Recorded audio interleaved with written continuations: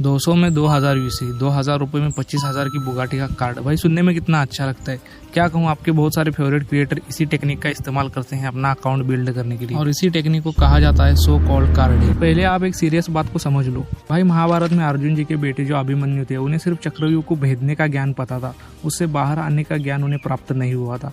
इसकी वजह से भाई उन्हें वहां पर बहुत बुरे हालातों का सामना करना पड़ा। ये बात भाई मैं इसीलिए आपको बता रहा हूँ क्योंकि आधे नॉलेज की कीमत कहीं पर भी नहीं होती, इससे आप बुरे हालात में फंस सकते हो। तो देखना है तो वीडियो को पूरा देखो, या यहीं पर आप वीडियो को स्किप कर सकते हो। वार्निंग, ये सिर्फ वीडियो एजुकेशनल पर्पज के लिए बनाई गई है और ना ही इसमें कोई इलीगल चीज प्रमोट की जा रही है, और ना ही इसमें ऑडियंस को कोई इलीगल चीज अटेम्प्ट करने के लिए इन्फ्लुएंस किया जा रहा है। तो इस वीडियो को सिर्फ एक सोशल अवेयरनेस की तरह लिया जाए। पहले समझ लो कार्डिंग होती क्या है। कार्डिंग का मतलब होता है किसी के चुराए गए हुए डेबिट कार्ड या क्रेडिट कार्ड ना उसको पता चले BGMI की यूसी, फ्री फायर के डायमंड जैसी डिजिटल चीजें या आईफोन्स, गेमिंग लैपटॉप जैसे फिजिकल चीजों को खरीदना। तो पहला सवाल आता है, ये कार्ड चुराए कहाँ से जाते हैं, बेचे कहाँ पर जाते हैं और इन्हें खरीदता कौन है। तो इस कड़ी में बहुत सारे लोग शामिल होते हैं। इसमें से सबसे जो पहले और टॉप पर आते हैं वो एक गॉड लेवल के हैकर। ये लोग दो तरीके से कार्ड्स को चुराते हैं। जैसे कि पहला तरीका होता है स्किमर डिवाइस का इंस्टॉलेशन। ये डिवाइस बहुत सारे ATM मशीन्स पर और जहाँ पर कार्ड से पेमेंट की जाती है वहाँ पर इंस्टॉल किए जाते हैं। जैसे ही आप अपना कार्ड वहाँ पर इंसर्ट कर देते हो तो ये डिवाइस आपके ATM नंबर को, आपके ATM पिन को, CVV नंबर को और आपके नाम को कैप्चर कर लेते हैं और अपने मेमोरी कार्ड में स्टोर कर लेते हैं। उसके कुछ दिन बाद भाई जो हैकर होता है वो आकर उस मेमोरी कार्ड को वहाँ से कलेक्ट कर लेता है। आप जब भी कहीं पर पेमेंट करने जाओ या पैसे निकालने जाओ तो हमेशा चेक करो कि ऐसा कोई डिवाइस तो वहाँ पर इंस्टॉल नहीं। दूसरे तरीके में ये ऐसी बहुत सारी वेबसाइट्स को टारगेट करते हैं जहाँ पर पेमेंट रिलेटेड काम किया जाता है, जैसे कि ई-कॉमर्स साइट समझ लो, या ऐसी साइट जो सब्सक्रिप्शन बेच रही है, और इन वेबसाइट को हैक कर लेते हैं। अब जाहिर सी बात है ये वेबसाइट हैक करके कपड़े तो खरीदेंगे नहीं, तो यहाँ से भाई ये क्रेडिट कार्ड का जो डेटाबेस होता है अपने सर्वर्स पर डंप कर लेते हैं। और उसके बाद एक चार्ट बनाया जाता है, मतलब पर्सन का नाम, उसका ATM नंबर, वो कहाँ रहता है, उसकी जीमेल ID, उसका फोन नंबर और क्या काम करता है और उसके अकाउंट में एट द एंड कितने पैसे हो सकते हैं। और इस चार्ट को बनाकर वो अपनी वेबसाइट पर पब्लिश कर देते हैं। जाहिर सी बात है ये वेबसाइट नॉर्मल इंटरनेट पर नहीं चल सकती क्योंकि अपनी लीगल अथॉरिटीज इस पर एक्शन लेती है। तो जाहिर सी बात है ये सारी चीजें डार्क वेब से ऑपरेट होती है। भाई वहाँ पर इन चीजों के स्टोर्स बने होते हैं जहाँ पर सारी इलीगल चीजों को खरीदा और बेचा जा रहा हो। तो मैं आपको कभी रिकमेंड नहीं करूंगा कि आप उस घटिया जगह पर जाओ। भाई worst part of the internet कहोगे तो वही जगह है। अब जो साइट्स हैक हो चुकी होती है भाई वो कभी एक्सेप्ट नहीं कर सकती कि वो हैक हो गई थी, क्योंकि भाई इससे उनकी रेपुटेशन डैमेज हो जाती है, यूजर्स का उनसे भरोसा उठ जाता है और उनकी स्टॉक प्राइसेस गिर जाती है। तो यूजर्स को पता भी नहीं होता कि उनका डेटा जो है डार्क वेब पर बेचा जा रहा है। तो आप अपने सेफ्टी के लिए मैक्सिमम कार्ड्स पेमेंट अवॉइड किया करो, और अगर करना भी है तो वहाँ पर कार्ड अपना सेव मत किया करो। या पेपाल जैसी सर्विसेज का भी इस्तेमाल कर सकते हो अपने कार्ड की प्राइवेसी बरकरार रखने। अब वीडियो में एंट्री होती है भाई प्रो कार्डर्स की। ये लोग हजारों डॉलर्स इन्वेस्ट करके अलग अलग स्पेशलाइज्ड टूल्स खरीदते हैं, जैसे कि anti detect browsers, virtual machines, virtual phone number, virtual mail ID, VPN, proxies. ये इतना पैसा इसीलिए इन्वेस्ट करते हैं क्योंकि गलती से भी इनको इनकी आइडेंटिटी लीक नहीं करनी होती। उसके बाद घंटों तक, हफ्तों तक घिस कर भाई ये कुछ ऐसे वर्किंग कार्ड ढूंढ लेते हैं जो वेबसाइट एक्सेप्ट कर ले, क्योंकि आजकल की वेबसाइट AI की वजह से स्मार्ट हो गई है, जो हर कार्ड को ब्लॉक कर देती है अगर उन्हें कुछ शक हो जाता है। तो अब आपको क्या लगता है कि ये इतने मेहनत 100 रुपए की यूसी बेचने के लिए करते होंगे? इन्होंने इतना खर्चा मेरे भाई बड़ा हाथ मारने के लिए किया होता है। यूसी जैसी चिल्लर चीजों में इनका इंटरेस्ट भी नहीं होता।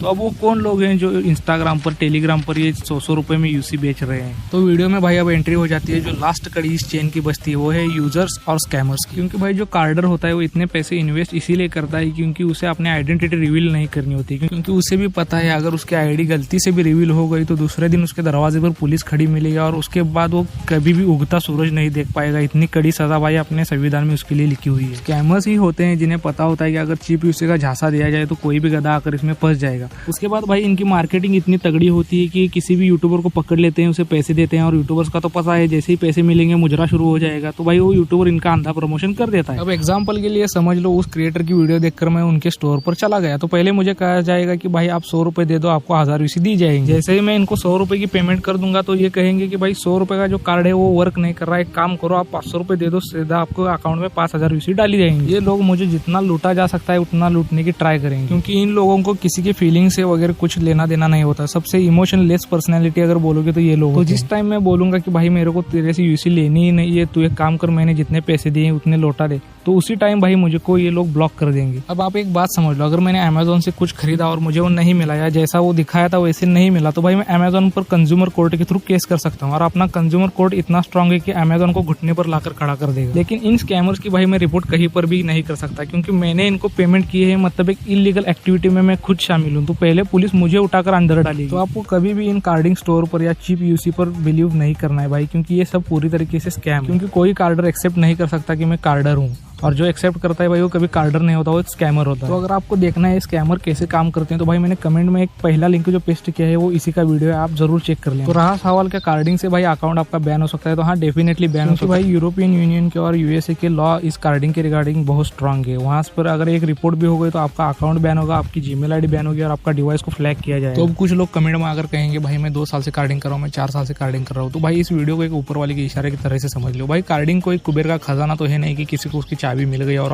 लूट रहा है। तो कार्डिंग का मतलब ये है कि किसी आम आदमी के अकाउंट से पैसे चुराए जा रहे हैं, जिसने अपने फैमिली के लिए, अपने बच्चों के लिए, अपनी बीमारियों के लिए पैसे जमा किए होंगे। तो कार्डिंग में किसी इनोसेंट पर्सन को धोखा दिया जा रहा है, और धोखे की सजा आप चाहे गीता में देख लो, कुरान में देख लो, गुरु ग्रंथ साहिब में देख लो या बाइबल में देख लो, सेम नर्क में ही जाना पड़ेगा। और जो लोग भगवान से ऊपर खुद को समझते हैं भाई, उनके लिए मैंने कमेंट में दूसरी वीडियो पिन कर दी है, जिसमें कार्डिंग का जो मास्टरमाइंड था, जो डार्क वेब पर स्टोर चला रहा था भाई, उसे गिरफ्तार CIA कर चुकी है। ये कार्डर और स्कैमर कभी किसी के सगे नहीं होते। क्या पता आपको कल जेन्युइन बंदा भी मिल जाए, लेकिन उसके मन में अगर लालच आ गया और उसने आपको भेजी हुई यूसी का रिफंड मार लिया, तो वो तो पैसे कमा लेगा, लेकिन आपका अकाउंट यहाँ पर बैन हो जाएगा। तो मेरी पिछली एक्सपोज वाली वीडियो में भाई कुछ क्रिएटर लोग ऑफेंड हो गए थे, तो मैं बस उनसे यही कहना चाहूंगा कि भाई मैंने पिछली वीडियो में किसी क्रिएटर का नाम नहीं लिया था, एक रैंडम एग्जांपल्स लिए थे, जनरल स्क्रीनशॉट लिए थे और वो वीडियो में दिखाए थे। और हाँ, अगर आप इलीगल चीज कर रहे हो तो भाई वो इलीगल है, उसे निर्माया साबुन से धोने से कभी वो लीगल नहीं बन सकती।